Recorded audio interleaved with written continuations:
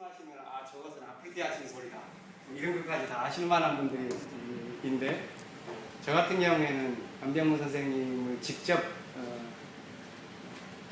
관계를 맺은 것은 93년도에 누가복음 민중이에 강의할 때 제가 수업 한 번 들은 것 이외에는 나머지 책으로만 뵙기 때문에 안병무 선생님의 신학적인 내용을 해설하는 방식에 있어서는 아마 안병무 선생님과 함께 움직이셨던 많은 분들과는 조금 다르지 않을까 하는 생각을 하게 됩니다.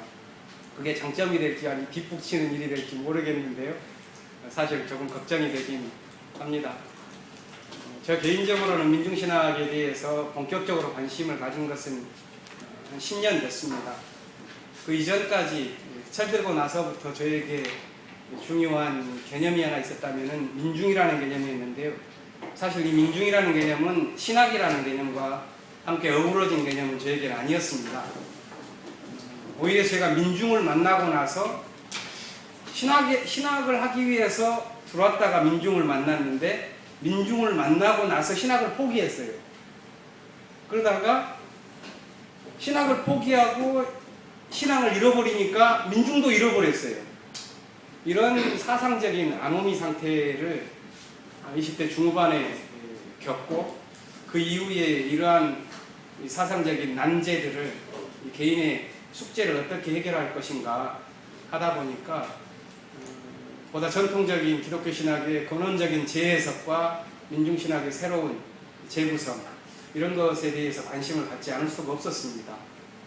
그래서 선택한 어떤 신학적인 방법론이 있다면은 아마 그것 때문에 요즘 같이 활동하는 민중신학자 그룹들은 저에게 당신의 민중신학은 좀 이상하다, 너무 철학적이다 하는 그런 이야기들을 많이 하십니다. 그러니까 민중신학이 가지고 있었던 상황신학적인, 정치신학적인 그런 이 선명하고 강렬한 그런 요소보다도 기독교 신학에 있어서의 근원성을 추구해 나아가는 어떤 깊이의 측면에서 민중신학을 접근하다 보니까 민중신학의 목소리를 대변하는 저의 입장에서는 조금 다른 측면을 증언할 수밖에 없습니다. 그게 어떤 면에서는 이 강연의 장점이 될지 단점이 될지는 모르겠는데요. 아무튼 오늘 제가 강의를 할 부분은 앞으로 4번 더 있을 것이고 이 책의 분량으로 본다면은 민중예수, 민중하나님 이 부분에 대한 재해석 작업이라고 생각을 하는데요. 저는 특별하게 오늘 이 강연의 제 개인적인 목표를 안병무 선생님이 다다르지 못했었던 그 지점을 밝히는 것에 목표를 둘 수가 없습니다. 그것은 아닌가 하고요. 아마 제가 이해한 안병무 선생님의 의도 그리고 그것이 우리가 살아가는 지금 21세기에서 교회적, 또 사회적, 문명사적 그런 의의는 무엇일까 하는 것에 대한 추적이라고 볼 수가 있겠습니다. 저는 오늘 이 강의를 하면서 안병무 선생님이 어디에 집중해야 될까 하는 생각을 했습니다. 사실 민중신학이라고 하는 이 독자적인 보이스가 제가 느끼기에는 21세기 한국 기독교 신학의 지평에서 고유한 부분들을 많이 상실했습니다. 정치신학적인 요소들은 다른 많은 신학자들도 제창하고 또 불투만주의의 어떤 성서신학의 성과들을 안병무 선생님이 다른 방향에 했다면 사실 안병무 선생님과 함께 동시대의 인물들이 성서신학적인 연구를 했었던 것보다 훨씬 더 깊이 있는 신학 또한 세계적으로 전개되고 있는 것이 사실입니다. 그렇기 때문에 민중신학의 고유함과 우리 어떤 신앙에서의 충분함을 어디서 찾을까 하는 문제는 굉장히 저에게 있어서는 난감한 문제입니다. 물론 민중신학의 가장 커다란 장점이자 특징은 그것이 어떤 이론으로서라기보다는 파토스로서 실천과 민중의 현실에 대한 어떤 변혁의 삶으로 이어지는 것을 촉구한다는 의미에서 굉장히 실천적인 신학이라는 그런 정신을 보유하고 있는 것은 사실입니다. 그러나 민중신학이 본래적으로 가지고 있었던 그런 고유성을 드러내는 작업은 사실 쉽지가 않는 현실이 되고 말았습니다. 그렇기 때문에 민중신학이라는 게 과거에는 굉장히 활성화되어져 있는 것이었는데 지금 한국민중신학회 모이면 한 10명 정도 조촐하게 모이는 그런 악순환을 거듭하고 있는데 거기에는 여러 이유가 있겠지만은 아까 말씀드렸었던 그런 현실도 있다고 봅니다.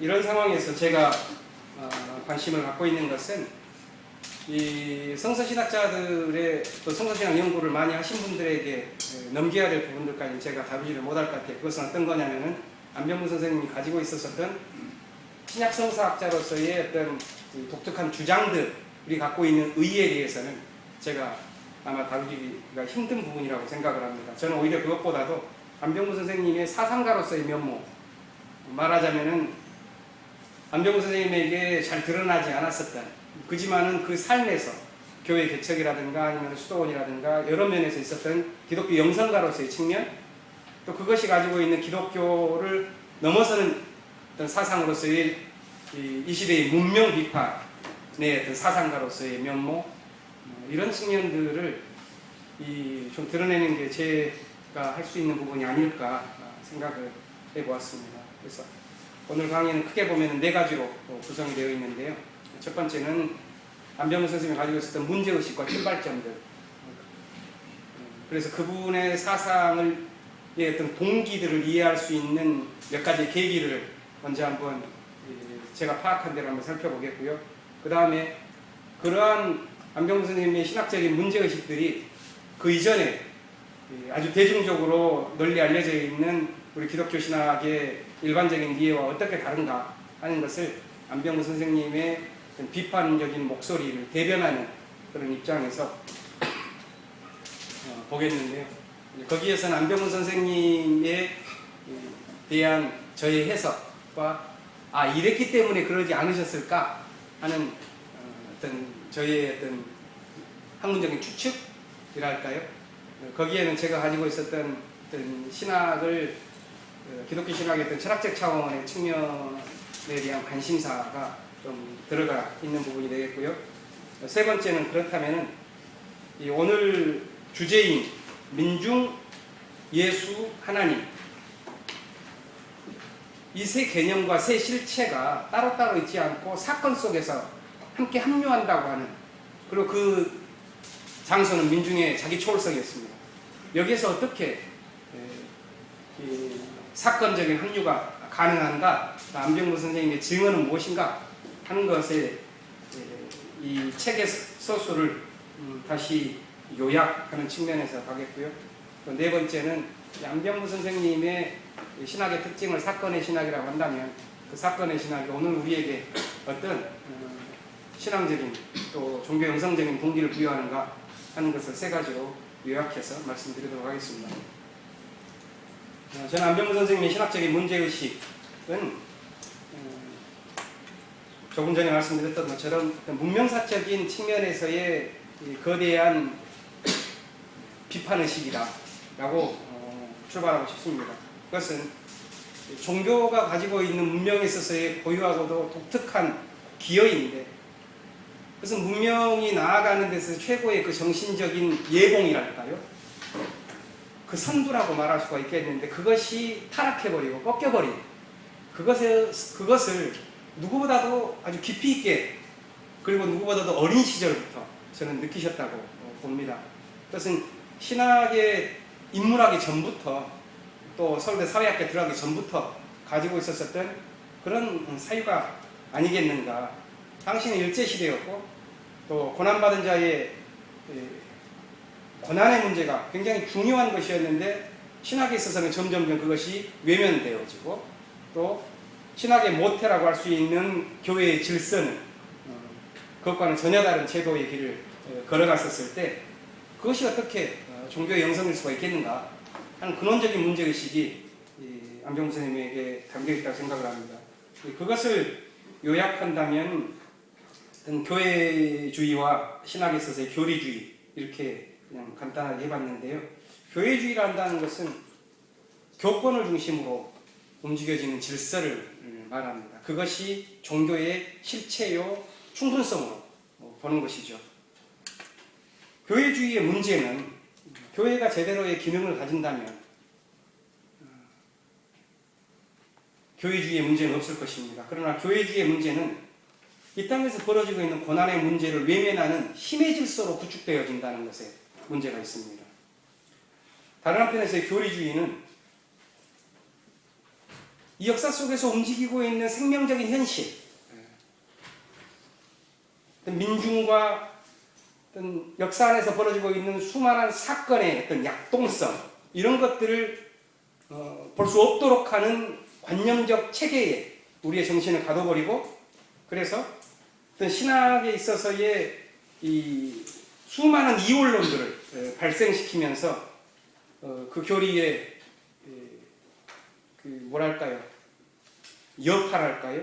그것은 땅과 생명을 긍정하지 못하도록 만드는 사상으로 흘러간다는 것입니다. 안병 선생님의 이러한 비판의식들은 이 민중신학 이야기에 보니까 여러 곳에서 나와 있습니다. 교회에 대한 비판은 36페이지를 보면은 오늘날의 교회가 현대의 사교장이 되었다라고 말합니다. 교회의 질서를 움직이고 교회의 문화를 형성하는 데 있어서 제일 중요한 것을 뭐로 봤냐면은 그분이 보시기에는 사교다. 이 사교가 없으면 교회 질서가 무너지는 거죠. 그렇게 된다면. 그래서 사교장이 되었고, 왜 사교를 하는가? 그것은 그 교회 안에서의 종교의 목표를 자기 보존해 두기 때문이다. 그리고 자기의 확대. 이 확대라는 것은 축복, 번영, 뭐 여러 가지 것으로 달리 표현될 수가 있겠습니다. 그래서 이런 사교장이 되어버린 그런 요소를 지적하고 있는데, 그것은 아까 말씀드렸었지만 종교가 가지고 있는 문명 안에서의 이 고유한 기능들의 상실이라고 말할 수가 있겠고, 신앙에 본다면 신앙의 영성의 근원적인 타락이라고 말할 수가 있습니다. 조금 후에 두 번째 단락에서 제가 되돌아올 것이겠지만요, 종교 영성의 타락은 무엇인가? 저에게 영향을 준 한 철학자는 이렇게 말했습니다. 종교의 동기를 자기 보존에서 찾는 것이다 라고 하는 것에서 종교 영성의 가장 근원적인 타락을 말하고 있는데요. 아마 그것도 안병호 선생님의 주장과 맥락을 같이 합니다. 자기를 보존한다는 것은 자기와 확대된 자기로서의 우리에 대한 보존이요, 이 우리에 대한 보존은 그 보존을 하도록 만드는 힘의 질서를 구축해 나가는 것.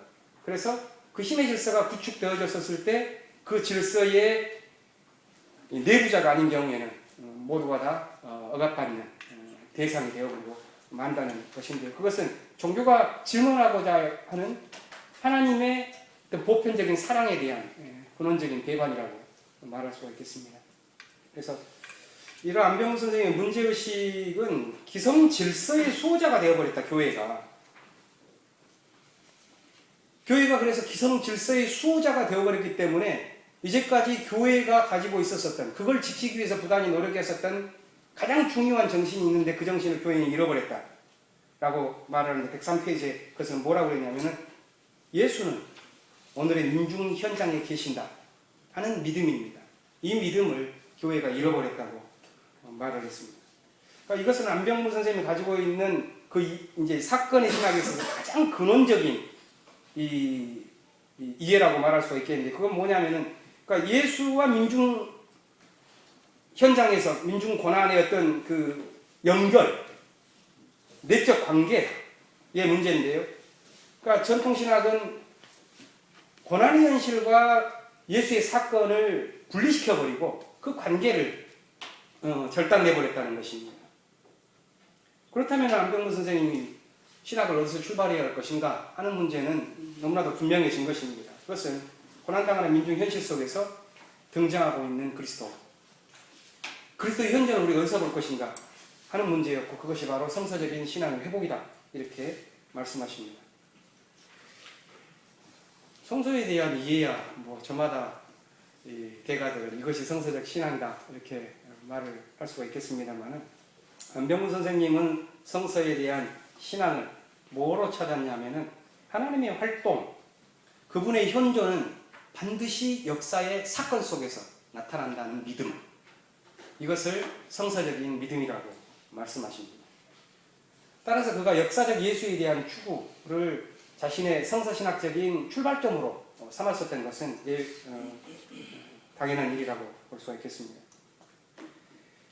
하나님의 활동, 그분의 현존을 역사의 사건 속에서 찾아야 된다.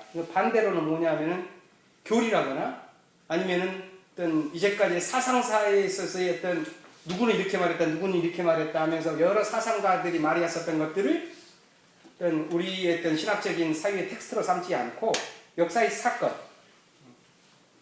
그래서 증언하고자 하는 것은 그 사건 속에서 계신 하나님, 사건을 일으킨 하나님. 왜 사건을 일으켰는가? 그리고 이제 그 하나님이 역사 속에서 그래서 나타나는 장면이 있다면은 역사 속에 화유겠다고 말할 수가 있겠는데, 그 하나님이 역사 속에서 화유하는 것을 기독교 신학은 무슨 상징으로 말하냐면 그리스도라고 말하거든요. 경험할 수 없고 만날 수 없고 이런 분이 역사 속에서 화유겠다. 그러면 그리스도가 우리가 그리스도를 통해서 그래서 하나님을 본다고 고백을 하죠. 그래서 역사 속에서 그리스도가 어디서 현존하는가 하는 이 질문으로 나아갔습니다.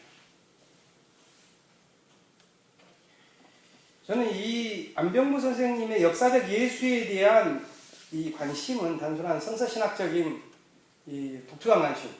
예를 들어서 당시에 불투만 학파들에서 썼던 성서 안에서 우리는 역사적 예수를 만날 수 없다. 캐리그마로서의 그리스도밖에 발견할 수 없다. 그렇기 때문에 역사적 예수에 대한 연구는 끝났다. 라고 하는, 그래서 안병무 선생님도 돌아오시고 나서 내가 역사적 예수를 발견할 수 없다는 것만 배우고 왔다. 뭐 이런 말씀을 하신 적도 있으셨는데, 그런 측면에서 역사적 예수에 대한 탐구를 그 거대한 서구신학의 흐름에 대한 어떤 반기, 이 정도로 하면서 볼 것인가, 저는 거기에다 위치시키는 적절한 해설을 가하기는 좀 어렵습니다. 저는 오히려 이렇게 봤습니다. 저는 안병무 선생님이 역사적 예수에 대한 관심을 뭐로 봤냐면은 기독교 사상이 가지고 있는 가장 본래적인 투쟁, 사상 투쟁의 핵심을 쥐고 있다. 그건 무엇인가? 기독교 신학에 있어서의 그런 본래적인 핵심이라는 건 무엇인가? 저는 그것은 성육신 신학이라고 생각합니다. 하나님에 대한 진리는 관념이라든가 교리에서가 아니라 이 역사 안에서 사건으로서 드러난다는, 그래서 하나님의 화육을 반대하는 그 무수한 사상들, 그것을 아주 여러 변종의 가연설이라고 볼 수가 있는 거예요. 하나님의 진리가 이 역사 속에서 나타났고 이 역사의 실제 속에 담겨있다고 하는 믿음에 대한 거부, 이것이 가연설이라고 볼 수가 있겠는데, 이 가연설에 대한 투쟁이 저는 기독교 사상에 있어서 가장 본질적이고도 핵심적인 투쟁이었다라고 봅니다. 일단 안병무 선생님의 역사적 예수에 대한 관심은 바로 이 기독교 신앙과 기독교 신학이 가지고 있는 가장 근원적인 문제의식과 맞닿아 있다는 것. 안병무 선생님도 22페이지에 그렇게 말했습니다. 역사적 예수에 대한 관심 없이 가연설을 극복할 수가 있겠는가? 불가능하다. 이건 굉장히 중요한 문제다. 그래서 역사적 예수가 어떤 행태를 가졌는가에 대한 인식은 기독교 사상에 있어서의 단순한 신약학에 있어서의 문제가 아니라 기독교 사상에서 가장 근원적인 문제라 하는 지점으로 끌고 갈 수 있겠다고 봅니다. 안병무 선생님은 그 지점들을, 역사적 예수에 대한 관심을 두 가지로 해명해 놨습니다. 한편 59페이지에 나와 있는 예수 사건에 대한 주목입니다. 우리 신앙에 가장 확실한 거점이 있다면 그것은 예수 사건이다. 그러나 그 예수 사건이라는 것이 이 역사에 있어서의 사건과 분리되어져 있는 것이냐? 그렇게 보지 않았습니다. 따라서 민중신학이라는 것은 무엇인가? 이 민중신학 이야기 제일 머릿말에 그것은 민중사건을 신학적으로 규명하는 작업이다. 이렇게 6페이지에 말을 합니다. 그래서 내가 추구하는 건 현재에 있는 그리스도의 현존을 증언하는 것인데, 그것은 오늘 여기에 그가 민중사건을 통해서 나타나고 있다는 것. 민중사건과 예수사건을 결합해서 통전적으로 보겠다고 하는 그것으로 자신의 신학의 출발을 삼았습니다. 민중사건과 예수사건을 결합시킨다는 것은 굉장히 혁명적인 예입니다. 우리는 민중의 고난이라고 하는 것들과 그 민중의 고난에 응답하시는 하나님 사이에 수많은 브로커들을 놓아왔었던 기독교 신학의 역사를 알고 있기 때문에 그렇습니다. 하나님께서 활동을 하신다면 분명히 이 세상의 고통스러운 문제에 대한 응답하기 위한 당신의 긍휼의 조처일 테고, 그렇다면 하나님과 가장 직접적으로 관계를 맺을 수 있는 것은 민중의 고난일 텐데, 거기에 많은 브로커들이 끼었습니다. 제일 큰 브로커는 교회였고 다른 하나는 교리였습니다. 중세에 있어서는 이 교회 브로커 행위, 이것이 하나님의 진리를 가리고 민중의 고난을 호도하는데 브로커 역할을 하면서 통행세를 뜯었고요. 근데 개신교는 교리가 이것을 아니면 하나님께 갈 수 없다 이렇게 말하면서 자기가 다리니까 하나님께 가려면 나라고 하는 교리를 밟지 않고서 하나님께 갈 수 없다고 하는 그런 폭력을 저질렀습니다. 이 브로커 신학을 없애버린 겁니다. 사실 이것은 안병무 선생님과 친했었던 함석근 선생님의 표현입니다. 이 책 제일 앞에 있는 민중을 발견하기까지 보니까 함석근 선생님과의 이 깊은 교우 관계, 물론 연배는 제가 알기로는 안병무 선생님과 21년 차이일 겁니다. 안병무 선생님 22년생이시고 함석근 선생님 1901년생이시니까. 근데 이제 62년도에 쿠데타가 바로 일어나고 그랬었을 때 함석근 선생님 독일에 오셔가지고 계실 때 안 선생님께서 아니 지금 이러실 때가 아니라고 빨리 가시라고, 그때부터 함석근 선생님의 정치적인 활동들이 시작됐다고 하는 거 보면 굉장히 깊은 관계가 있었던 것 같고요. 함석근 선생님 안에서 일어나는 종교적인 어떤 또 동양 종교적인 것과 서양 종교적인 이 통전적인 사유가 안 선생님 역시도 어렸을 때부터 동양 고전에 통달했던 거나 아니면 박사과정에서의 논문을 공자의 인과 연결시켜서 썼었던 거나 이런 걸 보더라도 두 분의 사상적인 이 교류는 모르긴 몰라 굉장히 깊었을 것이라고 생각을 해서 함석근 선생님의 표현을 한번 담아봤습니다. 함석근 선생님은 굉장히 중요한, 안병무 선생님 마찬가지입니다. 민중사건과 예수사건을 결부시킨다는 것은 기독교 신학에 있어서의 아주 혁명적인 사상의 발상입니다. 이것을 하지 않았기 때문에 서양의 유실론이 망한 겁니다. 민중의 고난에 대한 직접적인 문제를 해명할 수 있는 신학이어야 하는데 그것을 자꾸 교회가 또는 교리가 브로커 짓을 하니까 그것이 타락하고 말았었고, 그래서 이 서양 기독교가 만들어낸 최고의 아들이라고 말하는 사람은 교회를 떠나버린 니체라고 볼 수가 있는데요.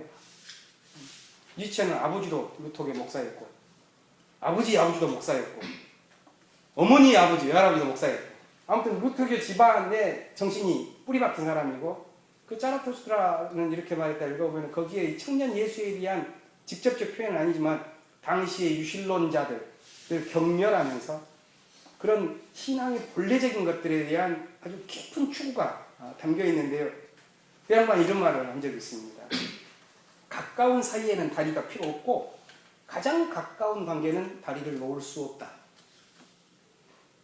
그 책에 나와 있는 말입니다. 하나님의 구원하시는 사랑이 있다면 그 직접적인 대상자는 고난받는 민중인데 가장 가까운 사이거든요. 여기다가 다리를 놓을 수가 없는 겁니다. 나하고 나 아내가 있어가지고 서로 깊은 사랑을 하는데 누가 와가지고 니들 사랑이 어설픈 것 같으니까 내가 다리 놔줄까 한다면 제가 그걸 좋아할 수가 없겠죠. 뭐 일격이에요. 그러나 그러한 일들을 교회주의와 교리주의가 이제까지 벌려왔었고, 중세의 패망과 근대의 몰락, 종교정신의 몰락은 바로 그것 때문에 벌어진 것입니다. 성서적 신앙 회복 방식은 무엇인가? 민중의 고난에 현존하는 그리스도를 강조하는 것이다.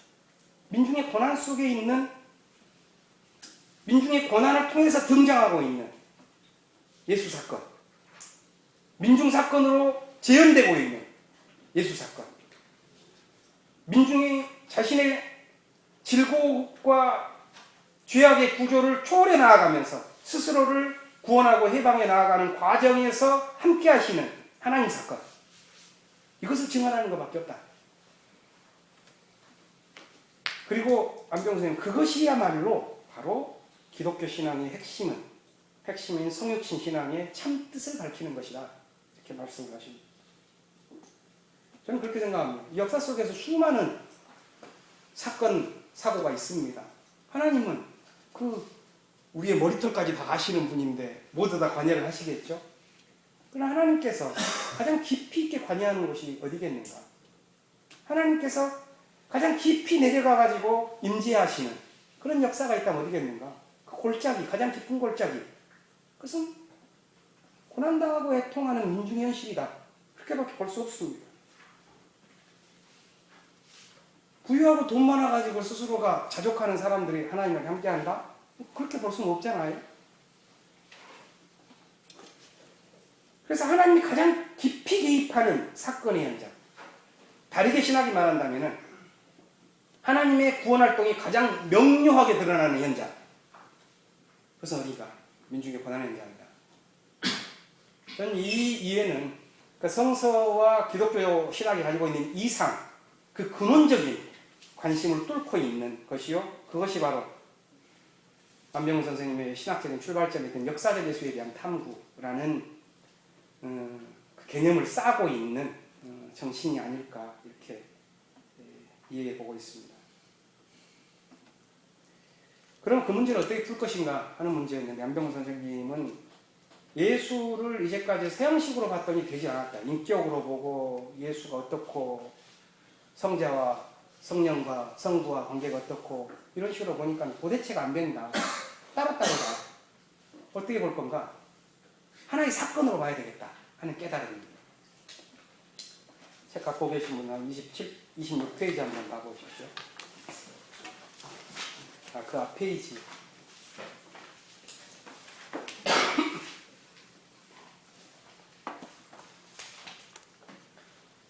안병훈 선생님 글을 한번 제가 읽겠습니다. 25페이지 밑에서 6째 줄부터 서양 사람들은 오클로스에 관심하지 못했는데 그들은 모든 것을 인격으로 파악했기 때문입니다. 그들은 예수가 누구냐 하고 누구냐만 물어요. 그래서 예수도 어떤 인격이다라는 답을 얻고 거기에 안주하고 말아요. 그러나 나는 그게 아니라고 생각했어요. 예수는 하나의 사건이다.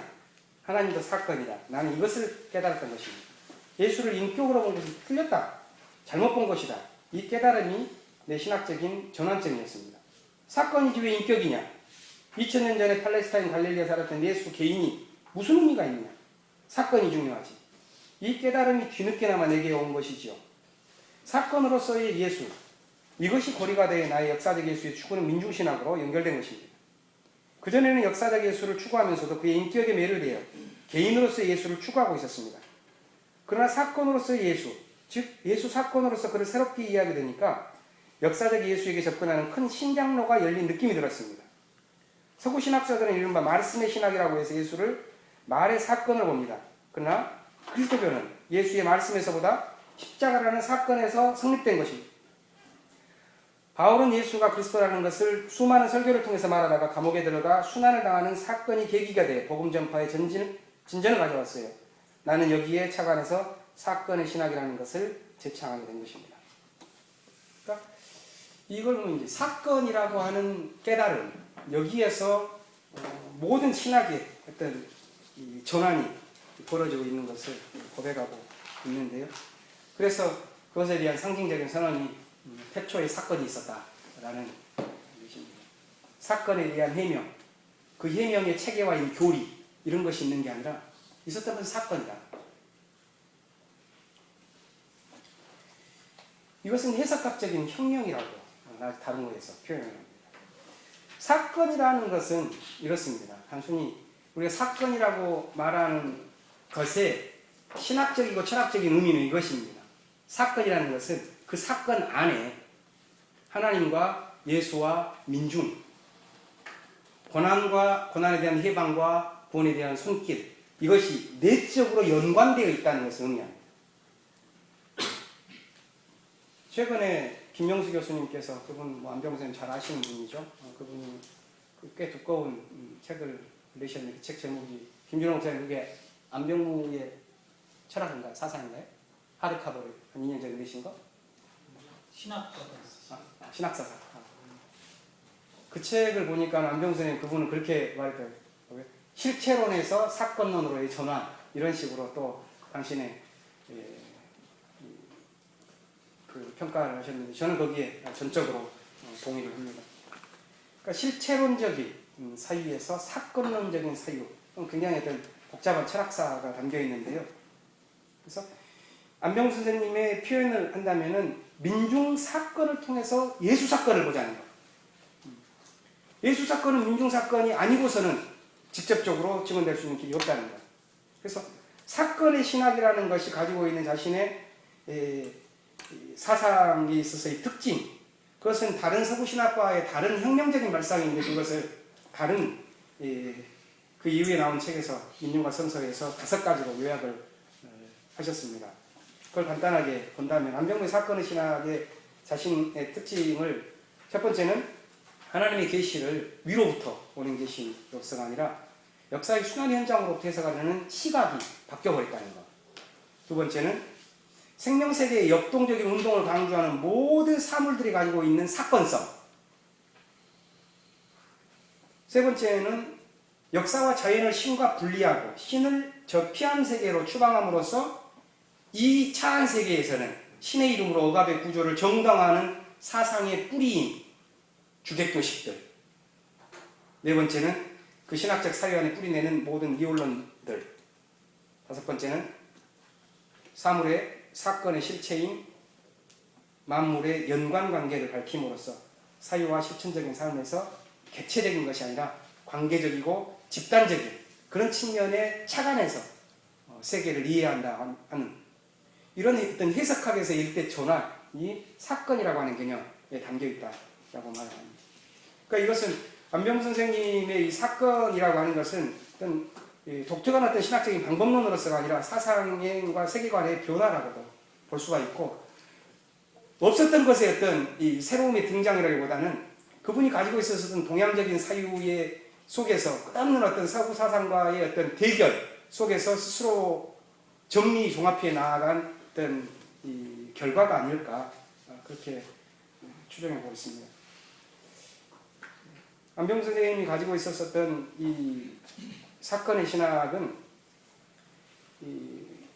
다른 한편에서는 종교적인 그 지평을 확대해버리는, 그래서 신학이 교회의 내적인 또 기독교 사상이 기독교라고 하는 종교의 카테고리 안에 갇혀버리지 않고 그 지평을 훨씬 넘어서서 온 우주와 역사를 향해 나아가는 방식으로 보게 됩니다. 그래서 아주 독특한 고백들이죠. 예수 사건, 메시아 사건, 이건 기독교의 독점물이 아닙니다 라는 고백. 이건 굉장히 어색한 표현이고요. 오늘날 교회주의 관점에서는 예수 사건은 화산맥의 결정적 분출과 같은 것이고 그것은 유일해적인 사건이 아닙니다. 매우 아주 폭발력 있는 그런 선언입니다. 이런 것이 이런 사건의 신학에 의해서 가능하게 됩니다. 이것에 대한 해석은 조금 뒤로 미루도록 하겠습니다. 아무튼 제가 이 1장에서 안병수 선생님이 가지고 있었던 사상적인 문제의식이나 출발점, 전환점에 대한 이야기를 단순한 신학성서학적인 방법론에 기반한 이런 것에 찾지 않고 기독교 신학이 본래적으로 가지고 있었던 그 근원적인 이 추구, 여기에 있었다는 것과 저는 지금 연결시키고 있는데요. 그렇기 때문에 사실 민중신학의 과제나 기독교 신학이 이루려고 하는 그런 근본 과제와 저는 분리되어 있다고 보지 않습니다. 기독교 신학이 이제까지 증언하고 있었던, 그래서 안병수 선생님이 성서적인 신앙이라고 말했었던 것들은 지금까지도 일하고 계시는 하나님에 대한 증언입니다. 저는 그렇게 생각했습니다. 지금까지도 하나님께서 일하십니다. 오늘 지금도 일하신다. 일하신다면 뭔가가 새로운 창조가 이루어지겠죠. 그 지금 만들어지고 있는 새로운 창조를 과거에 만들어진 교리가 담을 수가 없죠. 그렇기 때문에 교리로서 하나님을 갖다 이해한다? 이건 어불성설입니다. 기독교 신학 그러니까 오늘 지금 발생하고 있는 하나님의 새로운 창조, 하나님 사건이 일어나고 있는 현실, 그게 민중 사건이죠. 거기에서 화육하고 있는 그리스도를 어떻게 증언할 것이냐. 이것이 기독교 신학이 가지고 있는 가장 근원적인 문제의식 아닐까요? 그게 민중신학의 안병수 선생님의 문제의식이었고요. 물론 여기에는 이제 아주 철학의 깊은 과제가 하나 남아 있었습니다. 그건 뭐냐면 이제까지의 기독교의 신학이 그렇게 보려고 하지 않으려고 했었던 교회의 교권주의적인 어떤 왜곡의 징후들도 있긴 합니다만은 그렇게 하고자 했었어도 그렇게 할 수 없었던 당시의 사상적인 한계들도 있던 거거든요.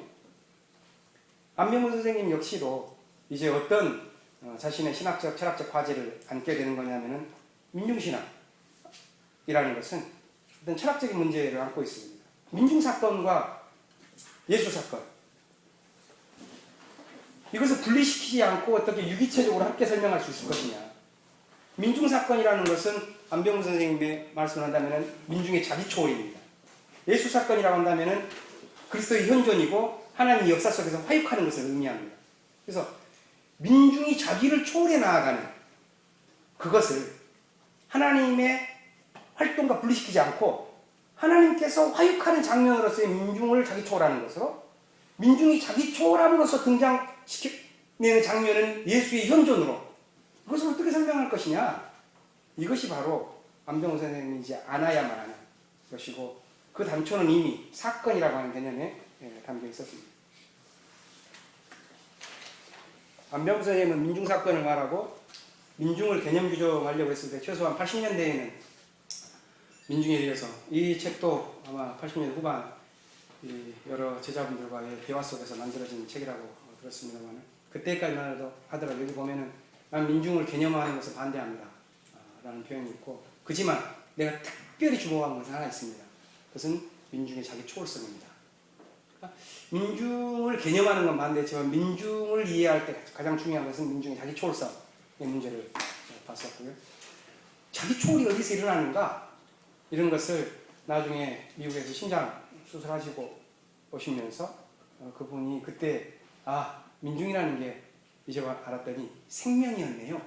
이런 90년대 이제 가셔는 그런 표현을 하시기 시작하는데 그 요소입니다. 민중의 자기 초월성 거기에서 이 드러나는 예수의 현존과 하나님의 화유 이것을 어떻게 증언할 것인가가 안병문 선생님의 가장 커다란 문제인데 그렇다면 안병문 선생님께서 이제 우리가 다루게 될 민중, 예수, 하나님, 신론, 기독교 본다면 그리스도론, 인간론 여기에 있어서 서구신학이 가지고 있는 문제에 대한 비판의식의 출발점을 우리가 볼 수가 있습니다. 그건 뭔가 그 두 개를 분리시키는 거죠. 인간과 하나님을 분리시키고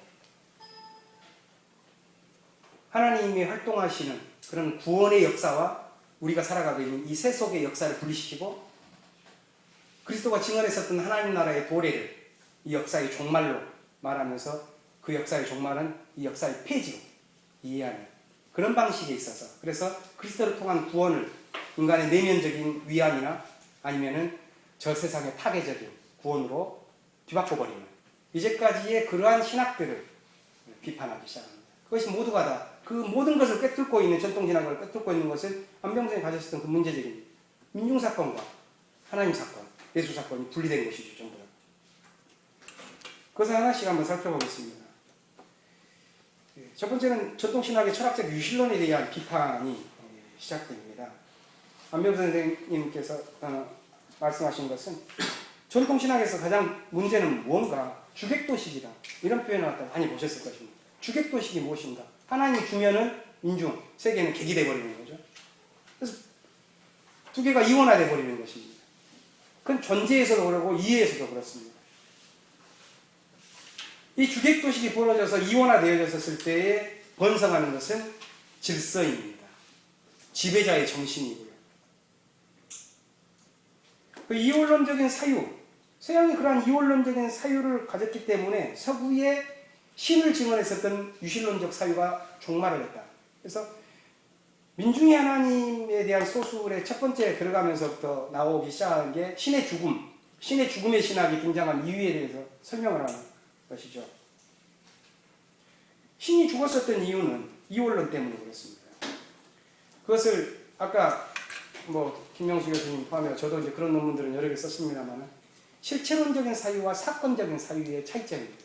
사건적인 사유라는 것들은 사건을 구성하는 여러 요소들이 한 사건 속에서 서로 내적 관계를 맺으면서 그 내적 관계를 통하여 서로 상호 작용을 해나가면서 이전에 없었던 새로움을 만들어내는, 세계는 새로움이 만들어져 나아가는 것으로 보는 것이죠. 사건의 철학입니다. 그러나 반대로 실체의 철학이라는 것은 각각의 실체가 자기의 독자적인 완결성을 갖고서 있기 때문에 다른 개체적 존재가 반드시 필요하잖아요. 자기가 존재하는데 이 두 개체가 따로따로 있기 때문에 관계를 맺는다는 것은 내적인 영속성의 관계가 아니라 외적인 충돌의 운동이고, 그렇기 때문에 개체론이 벌어집니다. 이 실체론이 의한다면, 그렇다면 하나님도 무한실체이고, 그렇게 생각했어요. 신학자들은. 이 세 개의 각각의 피조물들은 유한실체고, 유한실체와 무한실체는 서로 독자적으로 있는 것입니다. 그러니까 우리는 하나님께서 나를 지으셨다고 하더라도 우리는 사실 그런 실체론적인 사유할 때는 하나님이 없어도 나는 존재할 수 있다는 그런 존재의 근거가 꺼지는 듯한 것은 아주 깊은 영성을 갖고 있지 않고서는 상식적으로 느낄 수가 없는 것입니다. 왜? 우리는 실체론적 사고에 너무 익숙하기 때문에 그런 것이죠. 그런 방식으로 본다면은 모든 것들이 이원화되고 하나님과 세계는 분리가 되고, 이 세계는 자연이고 하나님은 저 초자연에 계신다 하는 그런 이원론적인 세계관이 번성하게 되고, 이렇게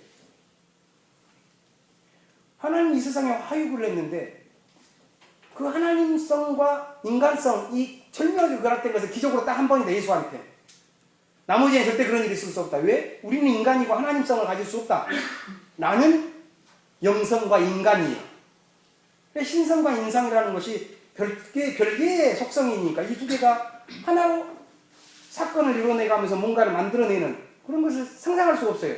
그래서 서구의 기독론이 늘 인성을 강조하는 그리스도, 아니면 신성을 강조하는 그리스도, 이 둘 중을 오가는 그런 것입니다. 150년에 니케에서 칼케돈까지 삼일체론에서부터 기독론으로 나아가는 그 과정에서 했었어도 그것은 그거 기독론에 대한 해명이라기보다는 우리가 이 정도에서 믿자라고 하는 합의에 불과합니다. 그 이후에도 계속해서 이 문제는 벌어지게 되는 이유가 바로 그 사유 때문에 그런 것이죠. 역사에 대한 이해와 우리의 신앙에 있어서 구원의 그 것으로서의 하나님 나라라고 하는 이해도 이 이원론적인 사유 때문에 너무나도 타계적으로 자꾸 환원되어 버리지 않습니까? 하나님 나라를 간다는 것. 그럼 두 가지 옵션이 있습니다. 이 역사를 지워버리고 이 역사가 완전히 멸망해버리는 것이거나, 아니면 이 역사로부터 떠나가지고 역사적 시간이 흐르지 않는 그런 어떤 것, 그런 것이 어떤지 모르겠습니다. 이런 것에 대한 상상들, 모든 이원론이 번성해버리는 이유가 여기에 있었던 것이죠. 굉장히 중요한 문제입니다. 정통 신학에 있어서는 따라서 그렇다면은 이 세계가 그렇다면 어떻게 움직이는가 라고 하는 것에서 그 움직임을 말할 때 하나님에 대한 절대적인 어떤 믿음이 왜곡되어지는 것이 어떤 방식으로 되냐면 아주 철학적인 잘못된 전제인데요. 이 세계를 움직이는 유일한 힘은 하나님. 이 세계에서 창조되어지는 새로운 창조가 있다면 그것은 다 하나님의 것이다.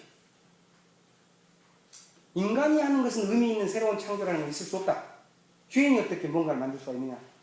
이런 이 세계와 역사, 그리고 이 사물과 자연이 가지고 있는, 생명이 가지고 있는 역동성, 자기 창조성, 자기 스스로 자기를 구원해 나가려고 하는 어떤 그런 숭고함, 이런 것들이 기독교 신학 안에서는 받아들이기 굉장히 어려운 사유 구조를 갖게 되었습니다. 이 지점에 대해서는 조금 더 제가 한눈을 다른 것으로 좀 팔아야 될 것 같습니다. 왜냐하면 이 사건의 신학이라고 하는 것은 굉장히 중요한 부분인데요. 한 세 가지 정도의 좀 철학적 신학의 측면에서의 어떤 설명을 보충하면서 남병무 선생님의 사건의 신학이 증언하고 있었던 바로 그것을 이해할 수 있는 기독교 세계관에 대해서 이야기를 하고 싶습니다. 왜냐하면 그 부분에 대해서는 사실 오늘날의 한국 신학계에 많이 도입되고 있지 못하기 때문에 그렇습니다. 그러니까 하나님과 세계에 대한 이런 이원성을 논하게 되는, 그래서 신을 사유를 해나갈 때 이 세계를 신답게 위치시켜버리는 그런 사유의 실체론적인 사유가 점점점 정착되어지는 그런 과정은 꽤 깊었습니다. 그런 신학적인 사유를 처음으로 완성한 사람은 어떤 사람이냐면 13세기의 토마스 아퀴나스라고 하는 사람이었습니다. 토마스 아퀴나스는 신에 대해서 설명을 이렇게 했습니다. 하나님은 단순하다라고. 하나님은 심플하다 말합니다. 왜 심플하냐? 하나님에 있어서는 가능태와 현실태가 같기 때문에 심플하다. 우리는 가능태와 현실태가 너무 다르잖아요. 하고 싶어도 안 하고, 하고자 해도 못 하고, 어쩔 때는 잘하고, 어쩔 때는 못 하고. 이러다 보니까 인생이 아주 복잡하지 않습니까? 근데 하나님은 단순해요. 왜? 지식에 있어서 무한하니까 지식이 더 증가하지 않는다고 봤어요. 지식이 무한한데, 그 무한한 지식, 아는 만큼 충분히 선하니까, 아시는 바대로 행합니다. 그리고 하나님은 전능하니까, 하고자 하는 대로 할 수 있습니다. 그렇기 때문에, 하나님께서 하고자 했었던 가능태는 만들어진 현실태와 같기 때문에 하나님은 가능태와 현실태와 같은 단순한 분야라고 말합니다. 여기는 뭐가 숨어 있냐면은 하나님의 절대적인 힘에 대한 믿음이 숨어 있습니다. 전능이라고 하는 개념에 포커스가 있는 것이죠. 종교계에 가서도 이 신학적인 사유는 변한 바가 없습니다. 교회의 직제에 대한 것이 루터를 중심으로 한 독일 교회가 그런 어떤 면에서의 어떤 직제가 변하고 성서에 대한 증언을 통해 가지고 교권 체제에 대한 어떤 비판이 일시적으로 올라오긴 했지만은 개신교도 한 2, 3세기 흘러가면서 칼빈주의가 아주 굳어져 버렸을 때는 거의 비슷한 길을 걷지 않았습니까? 그렇다면은 그 안에 왜 그랬는가? 그 밑에서 흐르고 있는 신학적 세계관이 비슷하기 때문에 칼빈주의, 특별히 A정론으로 되어 있다는. A정론이라는 건 굉장히 웃긴 말이지만 거꾸로 보면 우리는 굉장히 익숙합니다. 전능하신 하나님이 하신다면 모든 것은 결정되어 있는 것이죠. 이것은 근대의 종교적, 비종교적 세계관의 특징입니다. 절대적인 창조적인 힘을 가진 신이 힘을 발휘한다면 그 힘을 받는 대상인 세계는 절대적으로 수동적이어야 됩니다. 절대적 능동, 하나님의 100%의 힘의 발휘는 그 힘의 대상은 0%, 자기 힘의 0%로 나온다는. 그러니까 힘의 방식을 제로섬 게임으로 보는 거죠. 두 개를 더하면은 제로가 되는 것이죠. 여기에는 굉장히 재밌는 게 하나가 더 숨어 있습니다. 하나님께서는 이제 모든 것이 무한하고 완벽합니다. 완벽하시기 때문에 하나님은 불변하다고 봤어요. 불변하다는 말은 무슨 말이냐 하면은 우리가 변한다는 것을 어떤 거냐면은 어쩔 때 변하는 거 아십니까? 우리가 변하는 것을 외부에서 내 안으로 들어왔을 때 내가 변하는 것입니다. 그게 시간이 간다는 의미예요. 시간이 간다는 것은 이전 시간이 없었던 것이 더해지면서 그만큼 시간이 가는 거거든요. 빠르게 갈 수도 있고 느리게 갈 수 있습니다. 현대 물리학이 한다면. 변한다는 것은 외부가 내 안에 들어와야 돼요. 그 외부의 희망과 고통을 내가 느끼면 내가 변하게 됩니다. 근데 하나님은 그러지 않는다고 봤어요. 오로지 하나님은 액션만 한다. 창조만 한다고 그랬지 하나님은 세계로부터 뭔 영향을 받지 않는다고. 왜? 무한하니까. 그래서 이런 기독교 신앙 안에서는 하나님이 세계의 고통을 느낀다고 하는 것들은 배제가 됩니다. 절대로 그 사유 안에서. 물론 기독교 신학은 이런 철학적인 면에 철저하지 못해서 토마스 아퀴나스는 아리스토텔레스의 철학을 그대로 뽐따가지고 삼은 거거든요. 아리스토텔레스는 그 자신의 신론에서 하나님의 세계를 모른다고 했어요. 알 수가 없어요. 무한하시고 완벽한 존재는 세계를 몰라야 됩니다. 알아버린다면 세계가 신 안으로 돌아버린다면 신은 무한하지 않는다고 하기 때문에 이 철학적으로 굉장히 철저한 겁니다. 근데 그렇게 보면 기독교 메시지가 다 죽잖아요. 그래서 토마스 아퀴나스는 살짝 바꿨습니다. 세계를 조금 알긴 한다. 근데 그걸 설명하려니까 신학이 복잡해질 수밖에 없었어요. 아무튼 중요한 것은 이런 사유, 신의 전능성을 말하기 시작하면서부터 하나님께서 이 세상의 고난을 응답하시고자 하는 하나님의 긍휼, 연민 이런 성서의 굉장히 중요한 증언들이 신학 안에서 구축된 이런 철학적인 신론 안에서는 배제되어 버리는 것이죠. 대신에 아주 무정하고도 논리적 사변만 남는 신학적 처방만 남습니다. 너 왜 벌 받는 줄 아냐? 그건 하나님께서 너한테 벌 줘서 그런 거야. 나의 처지가 왜 그렇지? 그것은 하나님께서 나에게 뜻이 있겠지. 내가 왜 고난을 받지?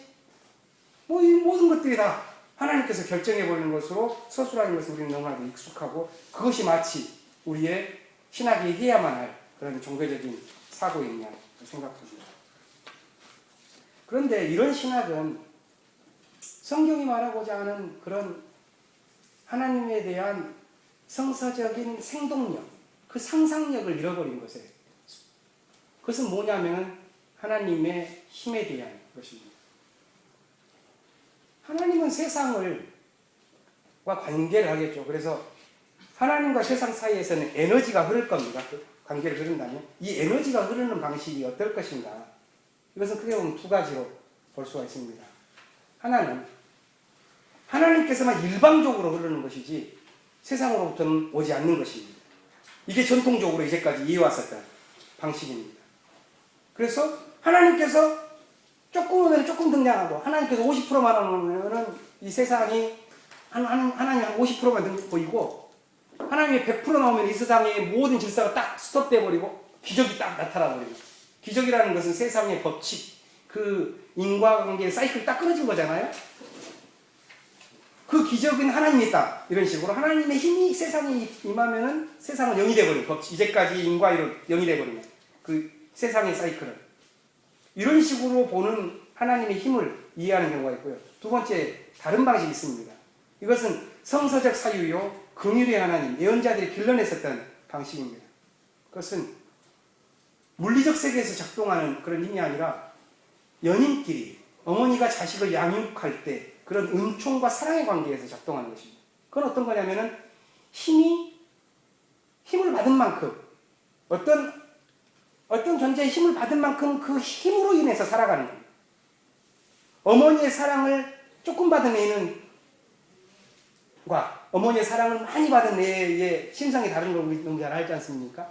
그런 것처럼 하나님의 사랑, 하나님의 은총의 힘을 갖다가 100% 받았었을 때 우리가 지워져 버리는 것은 다른 의미고 그 존재론적 현실에서는 우리가 가지고 있는 하나님께 원하시는 우리의 최고의 가치가 드러나 버리는 거죠. 그러니까 이것은 100이었을 때 0이 되는 것이 아니라 같이 가는 겁니다. 이런 방식이라고 한다면 어떤가? 우리의 종교적인 경험은 어떤 힘의 방식을 증언합니까?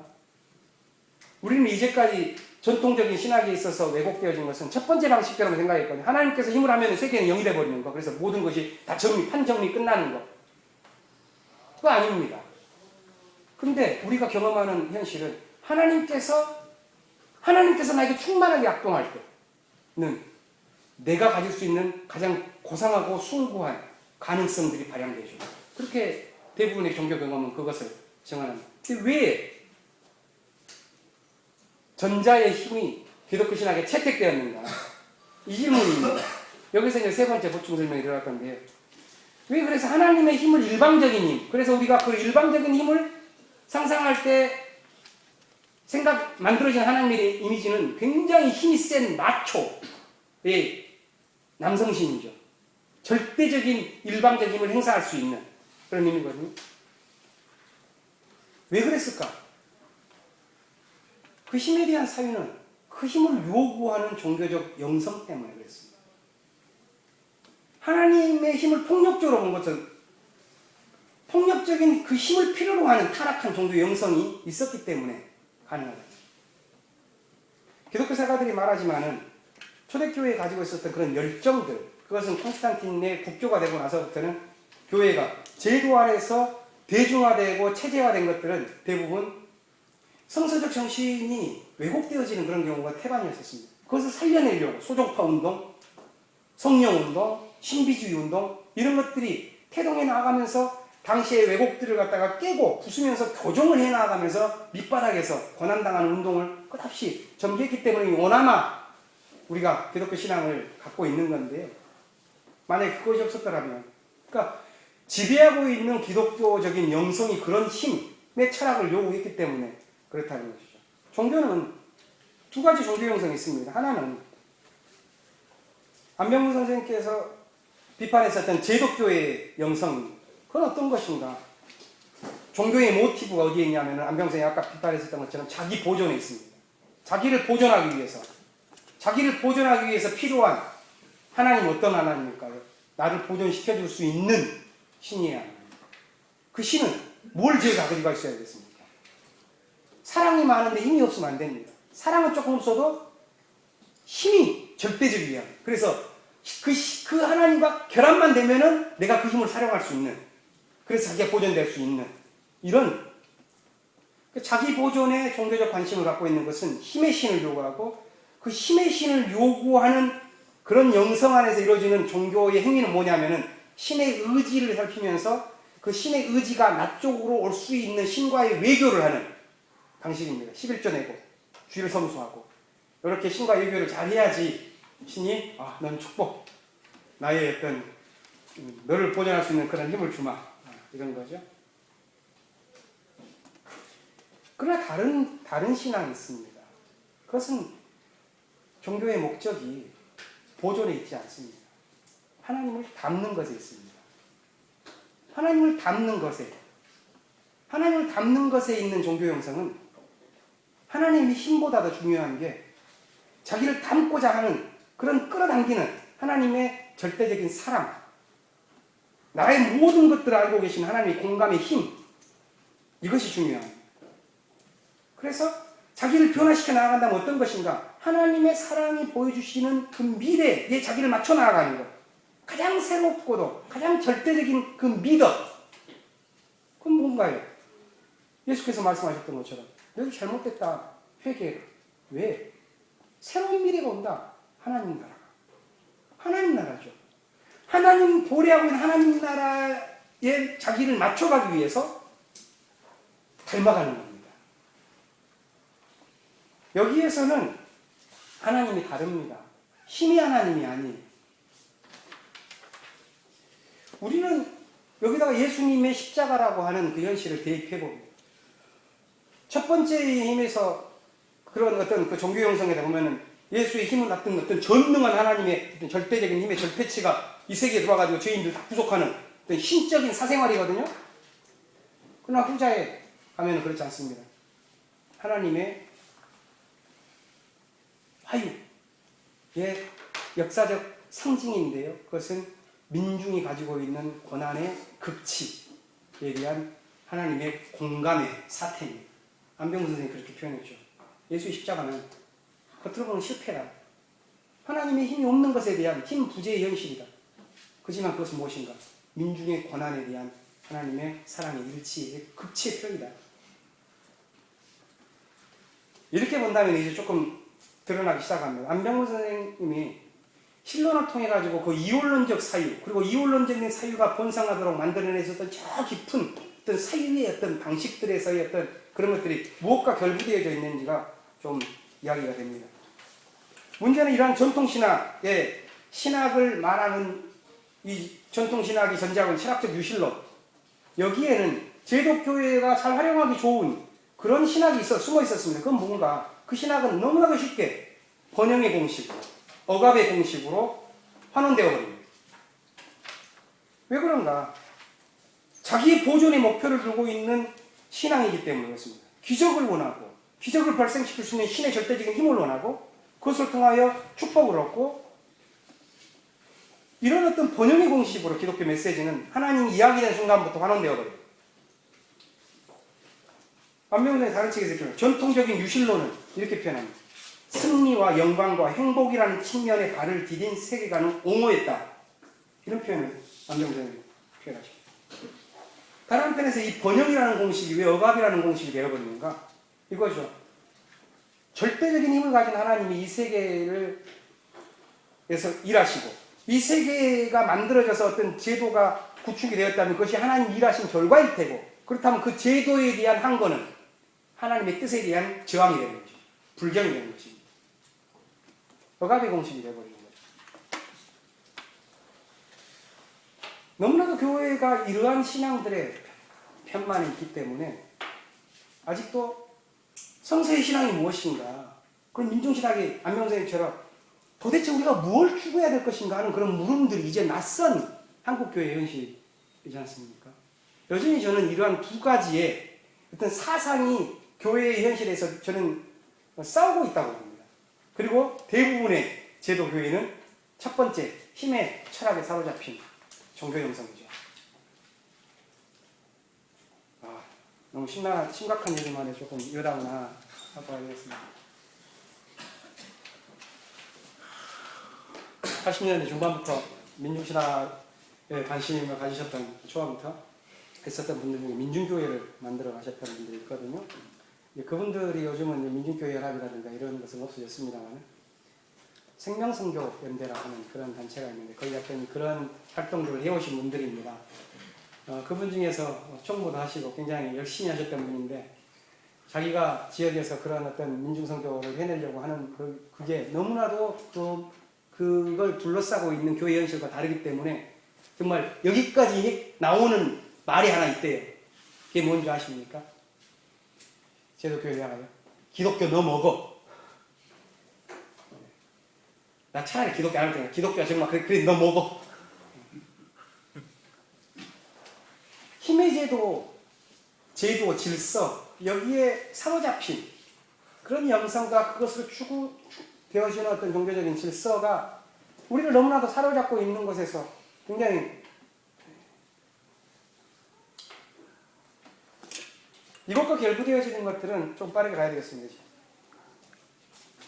안병장님께서 이 민중예술을 말하면서 전통신학의 그리스도론을 비판한 것은 무엇이었냐면은 칼빈주의적인 형벌대속적인 그런 이해에 대한 비판입니다.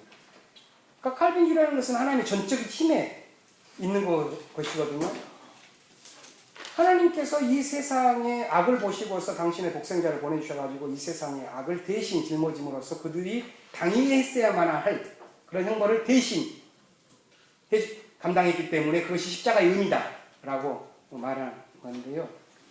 안병선이 그것은 복음주의적 설명의 자가당착이다 이렇게 말을 합니다. 거기에는 신도 없고 은총도 없고 그리스도도 없다 이렇게 표현합니다. 왜 복음주의적 설명의 자가당착입니까? 십자가라는 것은 하나님께서 구원하시기 위해서 구원을 베푸시는 그 의도인데 십자가라는 게 구원을 베푸시기 위해서 당신의 은총의 구원을 베푸시기 위해서 당신의 은총을 살짝 접고 형벌을 요구하는 거거든요. 그럼 하나님의 유율비반인 거죠. 복음주의적 설명의 자가당착으로 본 것입니다. 그리고 그렇게 그리스도 십자가를 봤을 때 중요한 것은 보다 더 중요한 이 세상에서의 십자가가 지니고 있는 그 의미, 이 세상의 모든 총체적인 길곡과 죄악의 구조들이 뭉뚱그려진 예수 그리스도의 십자가는 그것이지 않습니까? 심리체제, 성전 종교의 타락, 제자들의 배신, 민중들의 혐오, 조롱, 이 모든 것들이 뭉쳐있는 악의 총체성인데 거기에서의 어떤 신의 어떤 무력함을 갖다 표현한 것이고 그것에 대한 답이 부활인데 만약에 십자가를 전통신학적인 방식으로 한다면 부활은 꼭 있을 필요가 없는 부록이 되고 맙니다. 문제는 똑같이 이런 형벌대속적인 그리스도인이 매우 고상한 것 같지만 억압의 공식으로 재작동하게 됩니다. 뭔가를 대속해야 된다. 왜 대속하냐? 죄를 짓기 때문이다. 죄가 무엇이냐? 라고 하는 문제입니다.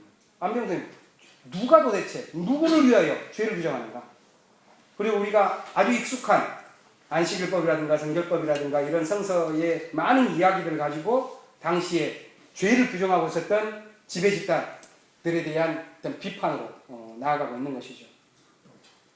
저는 이 칼빈주의적인 이것이 가지고 있는 그래서 고난받는 민중을 도리어 죄인으로 규정해버린 이 강자의 논리들. 네가 고난을 당해? 그럼 네가 하나님과 함께하지 못했었겠지. 네 죄 때문이야. 금년 초에 민중신학회에서 용산참사가 4주 변이해서 용산참사에 대한 민중신학적인 리포트를 하나 쓰려고 그 전재숙 집사님을 제가 인터뷰를 한 적이 있습니다. 그분의 남편 이상민 선생님께서는 불에 타서 숨졌고 아들을 그 위원장 해가지고 5년 길게 받으셨지 않습니까? 근데 이분의 인터뷰가 이제 끝나갈 말미에 제가 이런 질문을 드렸어요. 집사님 여전히 교회 다니십니까? 교회 다니죠. 저기 다니십니다. 자기가 감추어질 수 있는 저기 김상환 목사님 교회 다니고 좀 그렇게 합니다만 거기 다니면서 사람 안에서 감추어지려고. 이제까지 가지고 있었던 신앙이 흔들리지 않았습니까? 물어봤더니요. 아이고, 내가 신앙을 잃겠어요. 그러는 거예요. 그렇다면은 집사님이 이 당했었던 이 아픈 고통이 왜 발생했을까요? 좀 의도적인 질문이었죠. 저는 신학자가. 예. 근데 그걸 뭐랬는지 압니까? 아이고, 제 죄 때문이죠. 라고 말씀하시더라니까요. 그러한 신학이거든요. 그것은 우리에게 너무 익숙한 신학이거든요. 이게 신학일 수가 있는가? 이 문제입니다. 문제는. 기독론의 어떤 관점, 어떤 문제가 아니라 바로 그 문제죠. 우리가 당하고 있는 고난과 가장 커다란 우리의 삶을 파국으로 몰아가고 있는 그것 하나 증언할 수 없는 왜곡시켜내는 우리가 그런 신학이 있다면 그것이 신학일 수 있는가?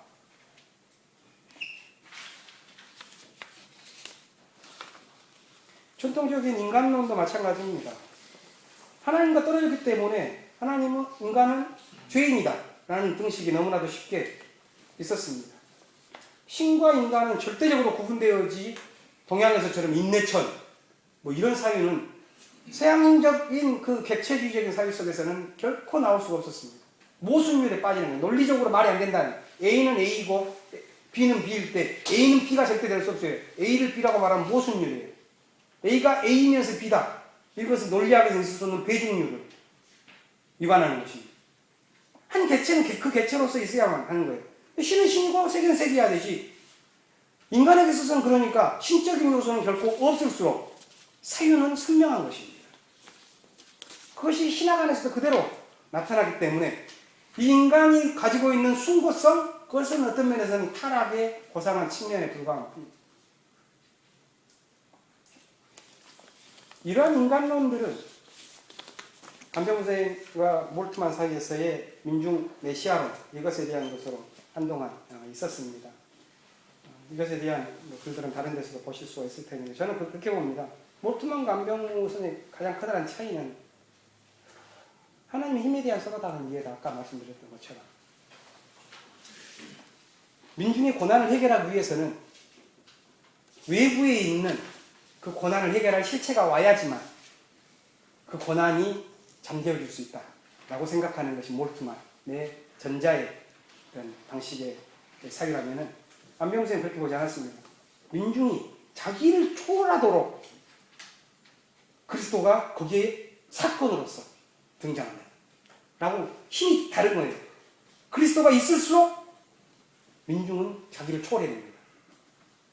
반대죠. 근데 몰트만 이런 차이는 그러니까 근본적인 사상의 차이인 것이지 단순한 신학적 교리 가지고 하는 그런 논쟁은 매우 피상적인 논쟁이 되기가 쉽습니다.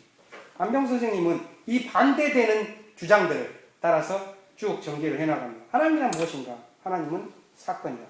성서가 증언하는 하나님은 사건을 일으키는 하나님이다. 하나님은 완전, 조화, 절대적 질서의 신이 아니다. 오히려 갈등과 모순을 자기 스스로가 바보가 되면서 자기 스스로가 자기를 부정해내면서 오히려 사건을 일으키는 분이다. 그래서 성서에서 하나님 사건이 발생하는 자리가 어딘가? 고난으로 인해서 부르짖는 민중의 자리예요. 아까도 말씀드렸지만 하나님과 세계가 접선하는 가장 직접적인 장소가 어딘가? 성경의 일관된 증언은 고난받는 자들의 부르짖음입니다. 하나님이 가장 직접적으로 드러나는 것은. 그래서 긍휼의 하나님의 일차적인 관계 대상 파트너가 있다면 누군가? 그건 교회도 아니다. 교리 해석자도 아니다. 고난의 직접적인 당사자인 민중이다. 여기에서 아까 말했었던 사건의 신학의 해석학적 혁명이 가능하게 있었던 사건의 하나님의 활동 방식이죠. 그것은 사건을 일으킨 하나님은 자기가 사건을 일으킬 때 자기가 아닌 다른 모든 피조물의 활동성을 영으로 만들어버리는 그런 마초의 하나님이 아닙니다. 사건을 일으킨 하나님은 당신이 활동을 갖다가 해나가 있었을 때 피조물의 자기 창조성을 극대화시켜내는 방식으로 활동을 합니다. 사건이라는 것은 새로움을 낳는 것입니다. 새로움을 낳는다는 것은 과거의 모든 원인들로 그 결과가 환원될 수 없다는 것을 말하는 것이죠. 사건으로서 새로운 사건이 탄생했습니다. 거기에 있어서는 하나님도 한 원인이 될 수가 있지만 다른 한편에서는 그 민중에 자기 초월하는 그런 면들이 있을 수밖에 없는 것이죠. 이 책에서는 제가 그런 이 워딩을 정확하게 따오려고 했는데 발견하지 못했는데요. 우리와 함께하는 예수라고 하는 책을 보면은 안병선이 이렇게 말씀하십니다. 성서의 하나님은 완결된 법칙이 아니라 개방된 가능성으로서의 신이다. 이런 표현을 227페이지, 229페이지까지 설명을 해냅니다. 따라서 개방된 가능성으로서의 신이기 때문에 역사는 어떤 것인가? 180페이지 이렇게 말합니다. 필연의 연속이 아니라 사건화로서 창조하는 하나님의 행동 과정이다.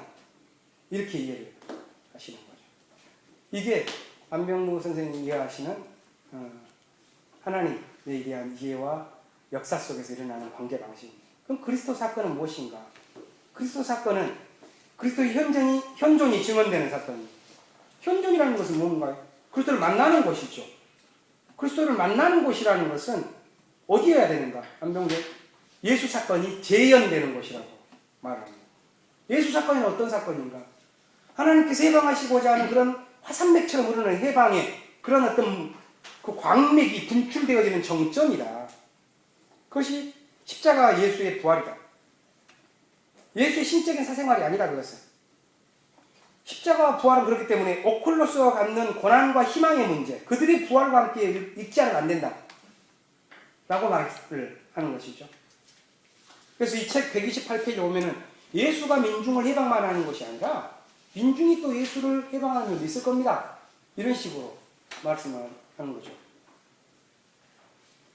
예수 그리스도의 영, 성령, 기적을 바라고 신의 철학에 갇혀있는 사람들은 성령은 갇혀있는 영입니다. 자기들이 원하는 교리 안에 자기들이 원하는 축복의 내용을 자기한테 주기 전까지는 절대로 인정 못 받는 영이에요. 제가 볼 때는 갇혀있는 영이죠. 그러니까 그리스도 영이 그럴 수 없죠. 고난당하는 민중, 고난당하는 탄식하는 피조물들을 구원하기 위하여 그들을 고난으로 몰고 가는 죄악의 구조와 제도를 넘나드는 자유로운 영이지 않을 수 없는 거죠. 오늘날 우리는 냉정하게 저는 묻고 싶습니다. 우리가 그리스도를 만났다? 여기 계신 대부분 선생님들 다 뭐 신앙을 갖고 계시지만 신앙을 갖고 계신다는 분들은 다 그리스도를 만난 예수 체험, 이 어떤 양식으로든 다양한 모습으로 있지 않습니까? 예수를 어떻게 체험합니까? 어디서 예수가 내가 예수를 경험했다 이런 거 체험하시나요? 근데 많은 사람들은 그래요. 자기가 예수님 음성을 직접 들었다고 누구야 부르시더라고. 또는 아니면 환상 속에서 예수님께서 막 빛처럼 와가지고 오시더라고. 그 목소리 톤이나 몽따지 물어보면 다 다릅니다. 그러면은 많은 사람들이 거짓말이니까 다 거짓말을 한 겁니다. 그런 방식으로 예수 체험이 되는 것이 아니거든요. 우리가 예수를 체험하는, 그리스도가 여기에 계시다라고 증언할 수 있는 그런 신학적 선언이 가능한 지점은 어떤가요? 우리가 꼼짝 못하게 있었던 그 죄악의 사슬들이 무너져 나아가는 지점이거든요. 민중을 고난 속으로 빠뜨리는 그 죄악의 체제와 질서, 꼼짝 않던 그런 것들이 허물어져 버리고, 그래서 그 죄악이 더 이상 힘을 발휘하지 못하는 그 지점에서 우리는 하나님께서 일하고 계시다를 증언하는 것이죠. 2013년에 WCC의 주제로 설명을 한다면 예수는 어디서 우리가 증언되는가? 그리스도를 어디서 현존한다고 우리가 말할 수가 있는가?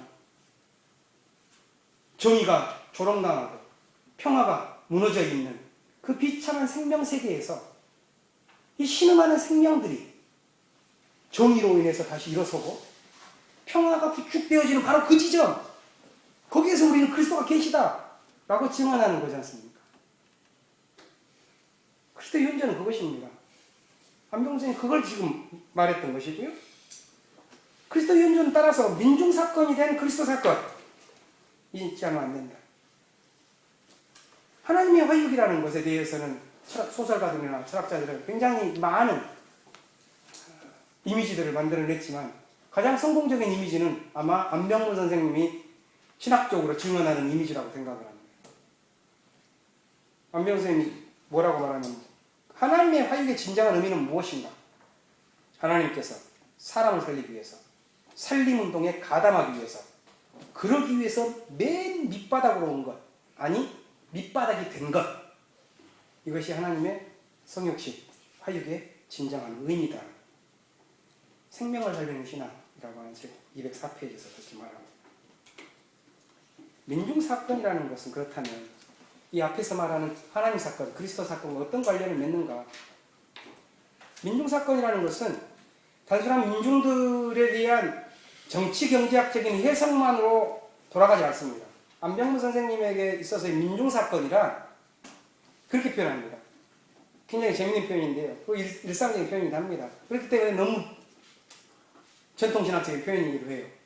그건 뭐냐면은 수평적인 것이 아니라 하나님의 수직적인 개입이 있지 않고서 민중사건이 발생할 수 없다. 이런 표현을 사용하셔요. 민중은 어디서 등장하는가? 하나님과 결합되어지는 지점에서 사건이 일어나는 곳에서 그 비렁뱅이 같은 힘없었고 눌렸고 심지어 자기의 존재를 배반하는 의식에 갇혀가지고 마치 자선과 동정의 대상처럼 여겨져서 주체성이라고 하는 전혀 찾아볼 수 없었던 그들이 그 낡은 자기들을 얽어매는 척도를 깨버리고 하나님이 현존한다. 그리스도가 나와 함께 하신다. 그리스도 사건이 나에 일어났다. 라고 하는 것을 하면서 자기를 초월해버리는 이 사건으로서 민중이 등장하는 거예요. 그걸 민중사건이라고 지금 안병무 선생님이 말했다고 생각합니다. 따라서 민중사건과 하나님 사건의 동시적인 발생, 이것이 중요합니다. 신학을 하면서 안병무 선생님의 신학은 전통적인 기독교 신학의 상식적인 측면에 있어서는 굉장히 받아들이기 어려운 것 같은데 우리가 조금만 생각하는 신앙인이 되어서 이런 질문을 던진다면 하나님은 왜? 하나님은 어디서? 하나님은 무엇을 위해서? 하나님은 어떻게 일하고 계신가? 이 질문을 우리가 한번 정직하게 던져본다면 저는 그 결론이 아마 안병무 선생님께서 사건의 신학을 통해서 말하고자 하는 그 결론과 비슷할 거라. 그 중에서 왜라고 하는 질문만 한번 해보죠. 두 가지가 있거든요. 크게 보면은 하나님이 왜 일하실까? 하나는 체제와 질서를 유지하기 위해서 그 체제와 질서를 유지시키는 심판자로서 율법을 주시고 그 율법을 누가 어기나 안 하는가 하는 저 천상의 통치자가 되어서 절대적인 심판자로서 있는 하나님의 이미지가 있어서 그 하나님의 이미지로서 그 질서와 율법으로 분류하는 이 세계를 관장하는 그런 방식의 교정관으로서의 하나님의 일이 있겠고요. 다른 일이 있다면 고통당하는 자들의 부르짖음에 응답하기 위해서 그 고통으로부터 넘어서도록 하는 부르심이라고 말할 수도 있겠고요. 아니면 하나님의 참여라고 할 수도 있겠고 그들이 일어섬으로써 드러나는 하나님의 성육이라고 말할 수도 있겠는데 그것이겠는데 둘 중에 하나겠죠. 답은 뻔합니다. 그래서 이 안병무 선생님께서 155페이지 민중의 하나님을 마지막 끝낼 때 삼위일체론에 대해서 이분은 나는 그런 거 상대 안 해요 이렇게 하긴 했지만 사실 삼위일체적인 사고를 하십니다. 기독교 신학의 이상 속의 삼위일체는 바로 그걸 말하고자 하는 거였어요. 그럼 무엇인가? 제일 밑에 그것입니다. 나는 그러나 거기서 자기 초월, 민중사건에서 자기 초월의 사건이 일어나요. 이 자기 초월의 사건, 그것이 무엇인가? 나는 이것을 하나님의 선교, 예수운동의 연속, 성령의 임재라고 봅니다. 이렇게 마무리를 하고 있죠. 안병무의 사건의 세계관에서 그러니까 민중을 증언한다는 의미는 그 고난에 대한 의미일 뿐만 아니라 그걸 둘러싸고 있는 매우 신학적이고 문명적이면서 역사 비판적인 어떤 총체적인 어떤 이 의식이 사유가 담겨 있습니다. 여전히 안병무 선생님이 주셨던 이 사건의 신학 이것은 음미하는 어떤 그 순간만이 아니라 우리들에게 힘을 불어넣어주는 굉장한 어떤 힘을 지닌 메시지인데 그게 뭘까를 한 세 가지 정리를 한번 해봤습니다. 첫 번째는 안병무의 사건의 신학은 제도신학이 갖고 있는 힘의 신학과 다르다. 안병무의 사건의 신학은 고난에 공감하고 참여하는 신앙을 요청한다. 사건의 신학에 대해서 안병무 선생님 민주신학은 파토스다. 역사 현장에서 무엇을 극복하지 않은 싸움이다. 이렇게 표현하셨습니다. 성경적 신학, 그것은 공감의 음성인데요. 하나님께서 피조물의 탄식에 공감하는 사랑을 보여주시는 걸, 그것이 성경이 증언하는 일관된 증언인데요. 성경적 신앙을 갖는다는 게 뭘까요? 성경이 일관되게 증언하는 것은 고난당하는 피조물들이 부르짖는 것에 응답하는 하나님의 긍휼의 일관성인데, 그 성경적 신앙을 갖는다는 것은 그 하나님 마음을 아는 것이죠. 그건 뭔가요? 하나님에게 충성바칠 게 아닙니다. 그것은 하나님이 가졌던 그 마음, 피조물이 당하고 있는 고난에 대한 마음입니다. 그것이 성경의 신앙입니다. 안병리에 있어서 성경의 신앙이란 줄곧 기독교의 세계관에서 나는 성경의 진리를 알고 있으니까 넌 모르지, 그렇게 말하면서 마치 자기의 도치적인 신앙이 있죠. 나르시시즘적인 종교 성교거든요. 내가 진리니까 너는 받아야 돼, 이런 식으로 남이 원하지도 않는 것을 지방식대로 막 쳐 발라가지고 해야 되는 기독교 성교. 될 수가 없습니다. 그건 성경적 신앙이 기초한 게 아니죠. 성경의 신앙은 모든 생명의 탄식, 고통, 그것에 공감하는 영적 감수성을 회복하는 것 이외에는 없습니다. 그것이 안병로 사건의 신앙이 가르치고 있는 첫 번째라면, 두 번째는 변혁의 신앙입니다. 변혁의 신앙이라는 것은 제도를 뚫어 빼시고 불지르고 하자는 어떤 그런 겉으로 나타나는 어떤 형태의 문제가 아니라 우리의 문명과 정신과 존재, 실존, 제도, 이 모든 것들을 사로잡고 있는 척도를 파괴하는 것입니다. 그건 교리일 수도 있는 것이고, 세속적인 아니면 종교적인 교리일 수도 있는 것이고, 아니면 가장 힘있게 나타나는 우상이고 가장 매력적으로 유혹당하는 그런 것일 수도 있겠는데, 그 교리들을 갖다 파괴하는 것입니다. 힘의 철학의 기초에서 교리로 그 교리가 짜내는 질서, 이것들을 파괴하기 위해서는 그 교리 자체, 그 척도 자체를 파괴하는 것이 아닙니다. 교리라는 것이 그렇거든요. 교리라는 것들이 얼마나 뽐내냐면은, 교리 하나면은 모든 것이 다 하나님이 설명한다고 말해요. 수학으로 말하면 이겁니다. 피조물이 가지고 있는 고통을 교리로 나누면은 정의로운 하나님이 탄생한다는 거예요. 그런 방식입니다. 교리만 있으면 어떤 다양한 세상의 고통의 현실, 악의 현실이 할지라도 다 하나님, 선하신 하나님으로 갈 수 있다는 그런 교리들이에요. 그런 것은 그렇게 봅니다. 세상에서 성공한 사람들의 행복론의 규칙이 될 수 있을지는 몰라도, 그것은 하나님의 정의를 말할 수 없는 것이다. 이 사건의 신학은 사건을 만들어라, 이런 거 아니겠어요? 사건의 신학은 요청하는 게, 사건을 만들라는 것은 이제까지에 있는 척도들과는 다른, 척도들로서 만들어진다는 것은 답습이고 반복이겠죠. 사건이 아니죠. 사건이라는 것은 이제까지 척도에 갇히지 않는 것입니다. 이제까지로부터 갇혀있는 것들에, 그걸로 인해서 탄식했었던 것들로부터의 탈입니다.